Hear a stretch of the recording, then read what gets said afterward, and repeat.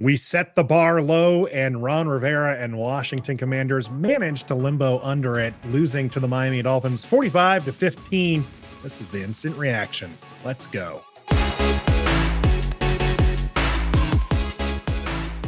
Greetings and salutations, and welcome to the instant reaction of the Miami Dolphins 45-15 victory over our Washington Commanders. They were 9.5-point favorites going in, according to Bet Online, and my goodness, did they blow that out of the water. And if you need maybe a little pick-me-up and you are a bettor, you're going to have to head over to Bet Online, use the code BELIEVE, get yourself a 50% welcome bonus. That's BLEAV. As BetOnline has all your wagering news, information, odds. You can bet on not just the top four, but international soccer, UFC, and a lot more. The NFL playoff race is hitching up, and Washington is not there to celebrate it, but you can celebrate it yourself with that 50% welcome bonus using the code BELIEVE. BetOnline, where the game starts.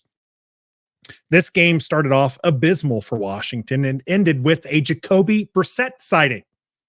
Something we didn't think that we would see at all this season, as Washington has been out of it in several games this year, and Sam Howell still played every bit of the snaps. So now we get Jacoby Brissett coming in, handing the ball off to Chris Rodriguez as they're literally just trying to run out the clock and run out the season at this point.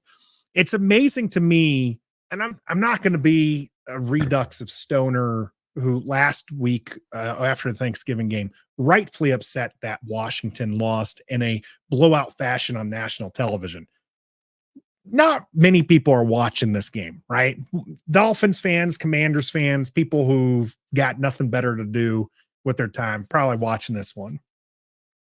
But it is amazing to me that we set the bar low. Most of us expected Washington to lose this game. All we asked for in the beginning was that they at least play competitively and we see some solid play from Sam Howell. We didn't get that. We didn't get that at all. And I think there's a lot of Sam Howell apologists who will blame Eric Bieniemy for how bad Sam Howell looked. And they have every right to be mad at Eric Bieniemy in this offense that put up only 15 points a week after putting up 10 points, a team that looked awful all game on offense, never really got anything clicking. They have every right to blame Eric Bieniemy, who did not, again, call a good game. But Sam Howell did not play a good game either. He has a pick six in this one. He had several bad throws. He had a couple good throws, and then he had a good touchdown run. And that was it. And that's just not going to cut it. Sam Howell needs to put together several good games here in the final four games of the season to really warrant Washington not to consider using their top pick on a QB. I know you don't want to hear that. I know we want to believe in Sam Howell, but today was not it. You weren't competitive all game. Even the touchdown run came in a blowout fashion. Miami getting the ball back after putting up 30 points in the first half, scores on their opening touchdown, just waltzes down, takes up 6-7 minutes off the clock, and your response is a QB being flushed out of the pocket and scoring a touchdown. Great run, by the way. Great run. Terry McLaurin double goose egg today. Chat during the play-by-play and commentary was whether or not Terry McLaurin is a good receiver. There's people who think Terry McLaurin's a bad receiver. He's not a bad receiver, but he's not elite. Elite receivers don't get double goose egged. Not one elite wide receiver is going to finish the game with 0 catches and 0 yards. I'm a big Terry guy.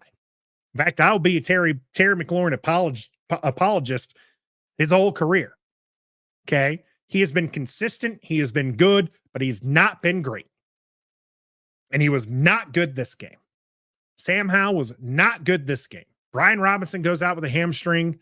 Antonio Gibson had one great catch. Fantastic catch.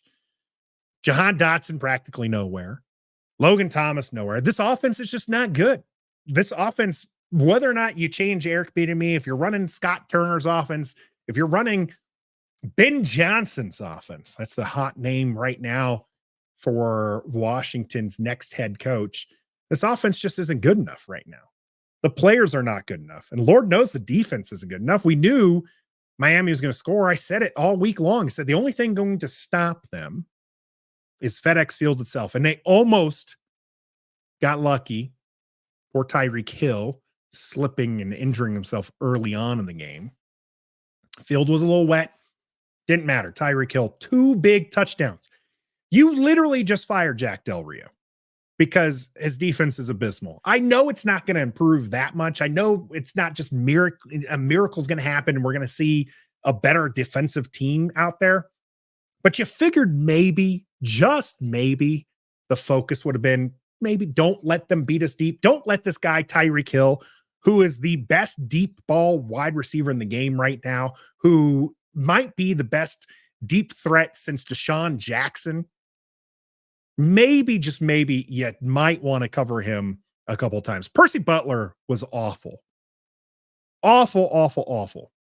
On one of the Tyreek Hill touchdowns, he was nowhere to be seen. I know Quan Martin got sat down by Tyreek Hill, and that was, of course, embarrassing for him. But Percy Butler not looking good. This whole defense not looking good. Kind of meandering out there, and that's what it looked like. In the whole second half, no one looked like they wanted to be there. And that's a dangerous territory for this team to be in as they head into their bye week. And everyone's going to take their break, and they're going to come back against the Rams. And it's going to be interesting to see what level effort there is. Because right now, this team's just not very good. We expect them to lose, but we also would like to see maybe some more competitive play from them. And we're not seeing that at all. I don't know what needs to change the rest of this season. I know a lot of people are fine with it. It was obviously talk now is going to be where are they drafting? Listen, Washington's probably not winning another game. They've got their future in their hands right there.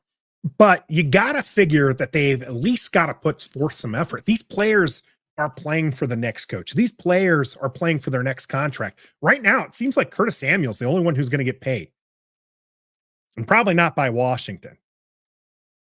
Whatever Eric Bieniemy's offense is, it's been good for Curtis Samuel. It's not been good for Terry McLaurin. It's not been good for Jahan Dotson. Sam Howell taking 3 sacks today. Some of that's on him. Eric Bieniemy bringing in Wiley, who might be the worst starting right tackle right now. I haven't seen all the games. I don't know whether or not that's true, but I can tell you, Andrew Wiley's just not been good. Not been good at all. And I was hoping, I want this team to win. Okay. They're my team. I want to see a victory. They're going to pick a player regardless of where they're at, and they're going to get a player, and we're going to believe in that player until the games start and then they prove us right or wrong. Okay. So I want them to win. If they're going to lose, at least make it entertaining. This wasn't even entertaining. This was abysmal. This was awful from beginning to end. Washington, with the pick 6, a lot of people would figure that was the end of it. But there was still some chance after the pick 6. Maybe Washington at 17-7, maybe they can go down and they can get a defensive stop and then score. They've been able to at least stymie the Dolphins a little bit at that point. No. Tyreek Hill, big time score, 24-7. Now the game's out of hand. Now you're never going to sniff anywhere near, and now it's garbage time. And now, even if Sam Howell performs well, it's because the coverage was soft. And I'll tell you what, Sam Howell didn't perform well after that either. And Eric Bieniemy's getting into it with Sam Howell on the sidelines. Logan Thomas at the end, after Jacoby Brissett came in, was whispering something into his ear, probably like, hey, we'll get him after the bye. No, you're not. You're just not a good team. It's very unfortunate to be in this state where it's just like the rest of the season is a complete and utter wash. Not that they were going to go to the playoffs, but it was just like, at least show fire, at least show something competitive, make it an interesting game. Miami's going to beat you. Miami's a near 10-point favorite. Okay. I didn't even expect it to be close. I figured it was going to be 40-20 something. Washington can't even get that. They can't get their offense out of their own rear ends. So it's disappointing to have such low expectations and still walk away disappointed. Unbelievable in a lot of regards. And you got to figure nothing's going to change. Ron Rivera is going to be here. They're not firing him. The players are going to come back from the bye. They're going to play the Rams. That one may or may not be close because the Rams aren't exactly a great team. But Washington's not even been able to beat bad teams this year. So they've got the Jets. Jets have a great defense, so that one's probably going to be abysmal. Maybe Dallas, rest their starters in week 18. Wouldn't that be something? That's the game Washington's going to win. The one that's probably also going to decide whether or not they're a top 5 pick or not. That'll be something. That's where this team is right now. And we're going to continue watching them, and we're going to continue cheering them on. There's players that we like. There's players that we want to stick around. But it is going to be something that it's just like, Terry McLaurin, is he going to get 1,000 yards this year? I thought he was on pace for it. And then he puts up a goose egg today. Is Brian Robinson going to play another game dealing with a hamstring injury? Probably not. I'd imagine they would shut him down. He's got the bye week at least. What are you going to see in Antonio Gibson? Is it worth playing him? He's likely going to sign somewhere else. We're going to see more of Derek Gore and Chris Rodriguez. Is Curtis Hodges finally going to get something? Who knows? Who knows?